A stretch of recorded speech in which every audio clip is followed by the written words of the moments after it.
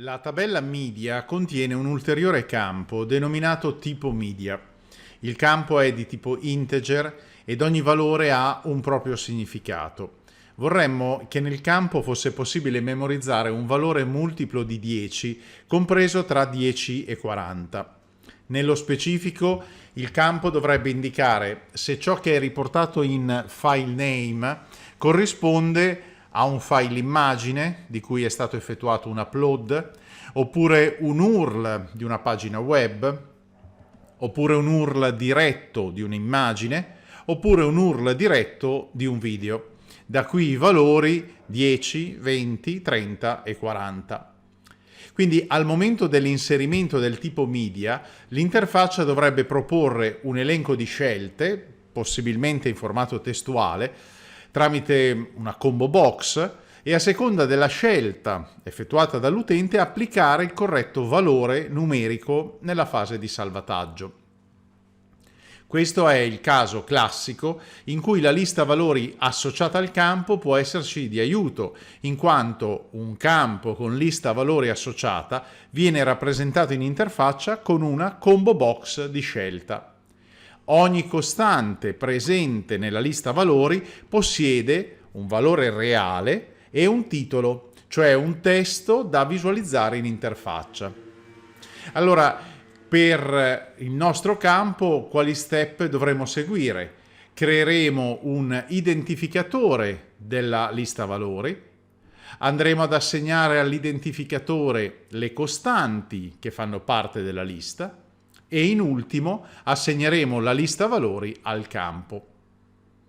Le liste valori personalizzate si trovano nella stessa posizione dove abbiamo trovato la lista binary values e precisamente nel ramo della libreria database dell'albero di progetto. Per inserire una nuova lista, tasto destro, aggiungi lista valori. Nell'area di progettazione impostiamo l'identificatore della lista, nel nostro caso ad esempio tipologia media, e quindi confermiamo con salva. Una volta inserito l'identificatore possiamo passare all'inserimento delle costanti. Per ognuna andremo a definire un alias, cioè un nome, una descrizione che sarà mostrata come tooltip in interfaccia, un titolo che è il testo mostrato in interfaccia ed un valore che invece sarà il reale valore salvato. Ci posizioniamo dunque sull'identificatore della lista valori, tasto destro, aggiungi costante. Assegniamo come nome, ad esempio, alla prima costante la frase file immagine. Utilizzo la stessa frase sia come descrizione che come titolo. Per quanto riguarda invece il valore di questa costante è 10 e la tipologia dati è integer, certo perché la mia lista valori potrebbe in teoria essere una lista anche di caratteri, non per forza di valori interi.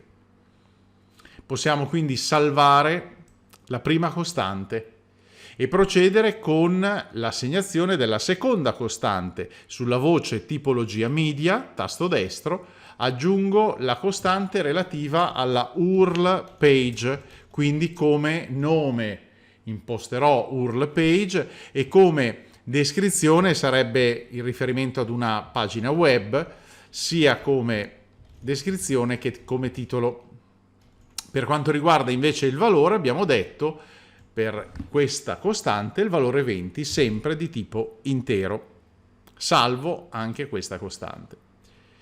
Ora un piccolo esercizio. Potete mettere il video in pausa e provare a completare questa lista valori con gli altri due valori costanti, cioè 30 e 40.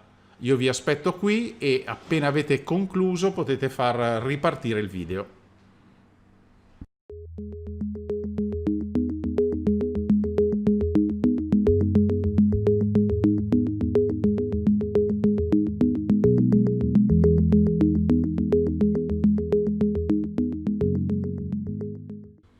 Ecco tutta la lista presente con le 4 costanti: il file immagine, URL page, URL immagine e URL video.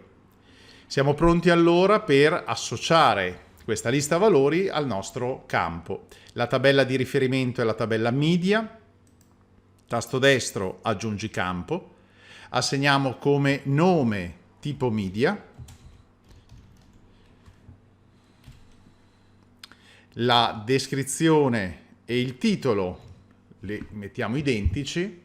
Non vado ad impostare esempi di contenuto, ma scelgo nella riga sotto la voce lista valori e in questa voce troverò la lista personalizzata che abbiamo appena creato, cioè tipologia media. Come notate, appena scegliamo la lista valori, gli esempi di contenuto vengono popolati in maniera automatica. Abbiamo quindi associato ad un campo una nostra lista valori personalizzata. Faccio un clic su salva e anche questo campo è stato definito correttamente. Con il prossimo tutorial andremo a completare la struttura di questa tabella.